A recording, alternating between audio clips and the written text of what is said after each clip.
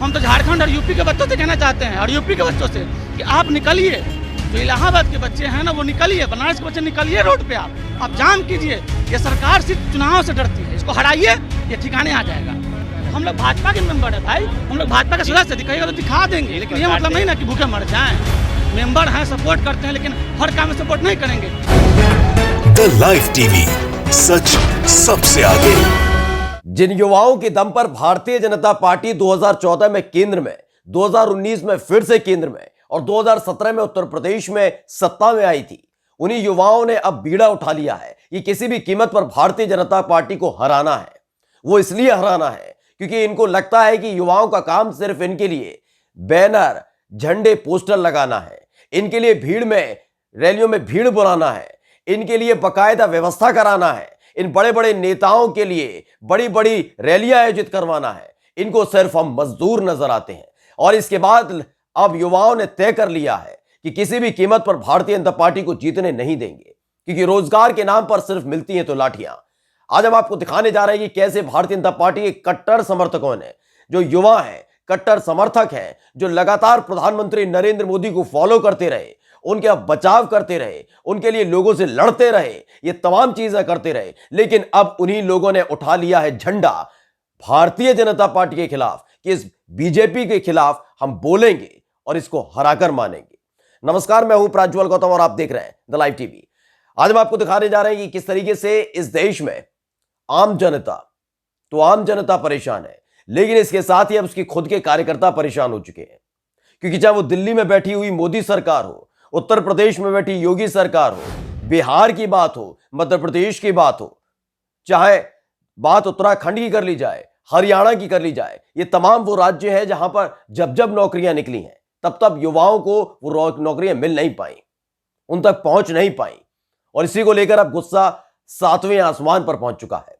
पहले आपको याद होगा, इसी तरह के जो युवा निकल कर आते थे वो बहस करते थे, कहते थे कि अभी तो शुरुआत है, क्योंकि जो 70 साल में हुआ है उसको साफ करने में वक्त लगेगा।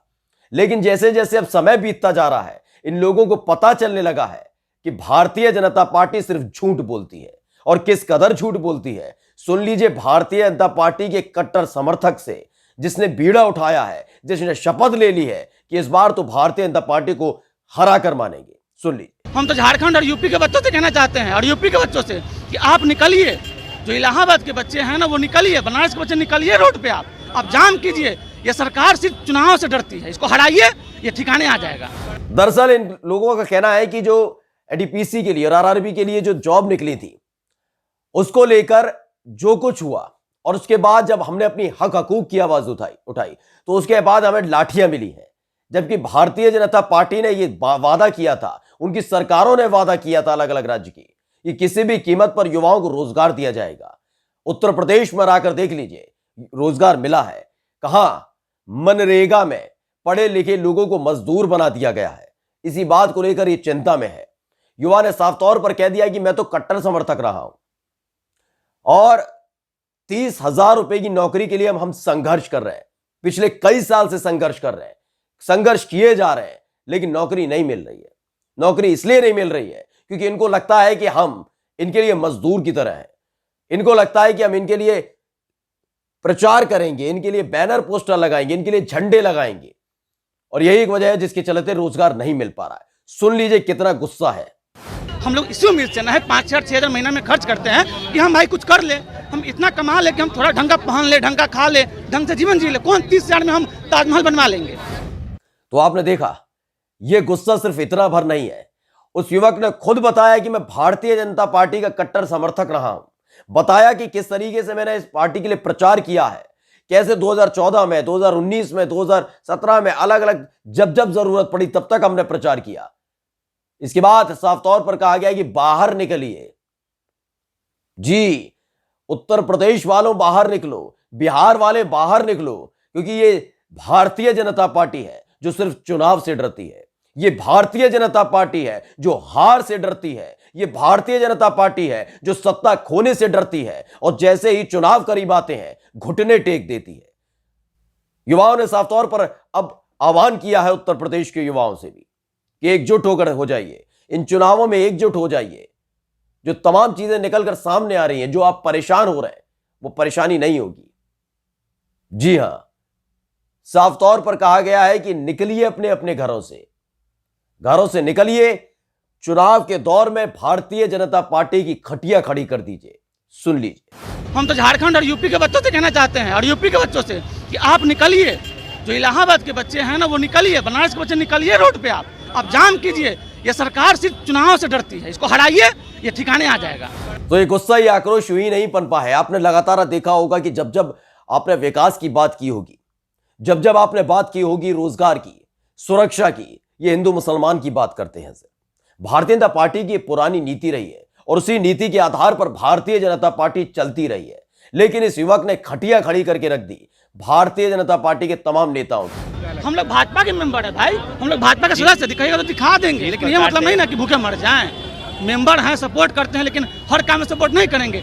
आपका बच्चा, अमित शाह के बच्चा एशियन क्रिकेट परिषद का छात्रों के हित में खटिया खड़ी करके रख दी, पोल खोल कर रख दी। फजिया तब हो रही है जमकर भाजपा के नेताओं की, क्योंकि उनके अपने ही कार्यकर्ता, कट्टर समर्थक, जो युवा कार्यकर्ता है, वो अब रोजगार मांगने लगे।